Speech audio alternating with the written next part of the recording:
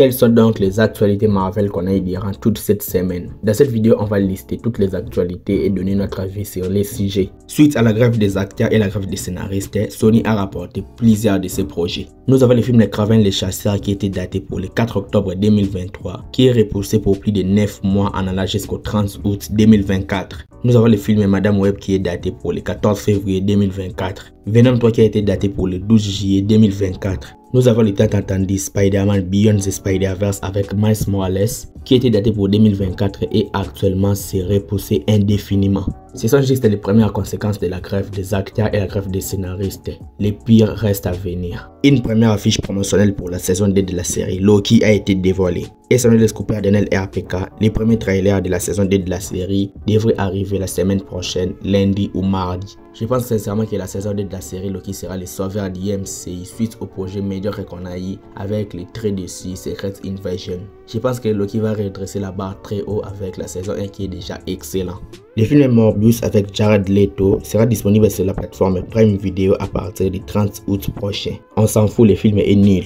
Une spéciale présentation sur la Witch's Road serait un développement chez Marvel Studios en lien avec la série Agatha Coven of Chaos et Wanda Maximoff. Le programme se passera chronologiquement avant la série Agatha Coven of Chaos, mais la série sortira avant les spéciales présentations, selon le scooper Daniel RPK.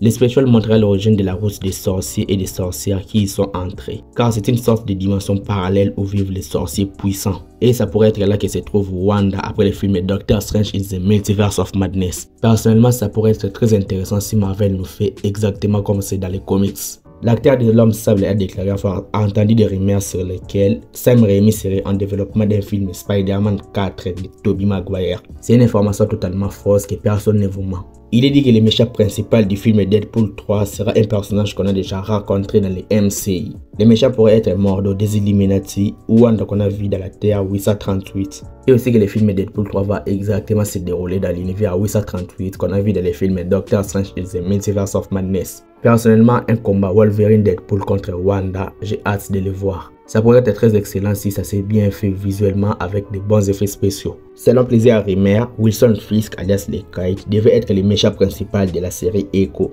De plus, après sa défaite face à Echo de la série Hawkeye, il va s'enfuir de New York. Sur le chemin de retour, il écoutera les nouvelles parler d'une prochaine élection à la mairie. Ce qui va lui donner l'envie de postuler, ce qui tisse son grand rôle en tant que maire dans la série Daredevil Born Again. Ça peut être excellent si ça ne vend pas un Kite qu'on a vu dans la série Hawkeye qui s'est fait battre par Kate Bishop. Selon le scooper Daniel RPK, Daredevil devait apparaître dans 2 épisodes de la série Echo. Il est prévu pour apparaître dans l'épisode 2 et l'épisode 5 de la série. Et il portera son costume noir qu'on connaît sur Netflix. Personnellement, j'ai du mal à imaginer comment Daredevil et Echo vont faire pour communiquer, vu que c'est un aveugle et un sourd-muet. Hâte de le voir. Le personnage de Madeline Prior, un personnage très puissant qui a des pouvoirs similaires à celui de Jean Grey de X-Men, devait apparaître dans la série animée X-Men 97. Personnellement, cette série ne m'emballe quasiment pas, donc je m'en fous.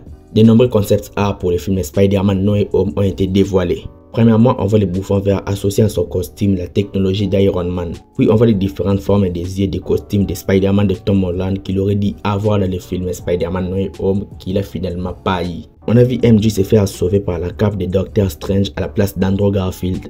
Et on a vu Ned sur le planète des bouffons verts, ce qui nous fait référence au Ned bouffon des comics Marvel. Personnellement, si toutes ces informations s'étaient avérées vraies dans les films auraient dû être pires que ce qu'ils nous ont déjà proposé.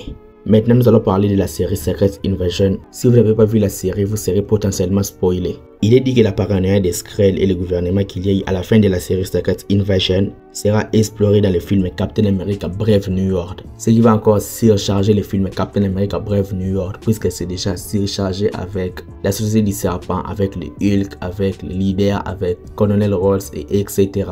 On a aussi les réalisateurs de la série Secret Invasion qui pensent que James Rhodes est un Skrull depuis le film Captain America Civil War. Et il a dit que ce problème sera exploré dans son propre film Armor Wars qui arrivera potentiellement dans 3 ou 4 ans. Donc pour résumer, selon lui, James Rhodes est un Skrull depuis son accident dans le film Captain America Civil War blessé par Vision. C'est-à-dire que le vrai James Rhodes du MCU n'a pas vécu l'événement de Thanos dans Infinity War ni dans Endgame. Il n'a pas vécu les voyages dans le temps et surtout il n'a pas vécu la mort de Tony Stark. C'est fou. Mais ça pourrait être très intéressant si ce concept est bien exploré dans les films Armor Wars. Les personnages de James Rhodes qui affrontent les deuils de Tony Stark, de ses proches, qui affrontent les événements qu'il a manqués, qui affrontent les conséquences de son remplacement par un Skrull et tout. Ça peut être très intéressant si c'est bien exploré. Je vais m'arrêter là, dites-moi ce que vous en pensez dans les commentaires. Like la vidéo si elle t'a plu et abonne-toi à la chaîne pour être au rendez-vous de mes prochaines vidéos. C'était Jonathan Geek et je vous dis qu'on se retrouve trop vite pour une prochaine vidéo. Rejoins-moi sur Instagram, le lien est dans la description. Ciao.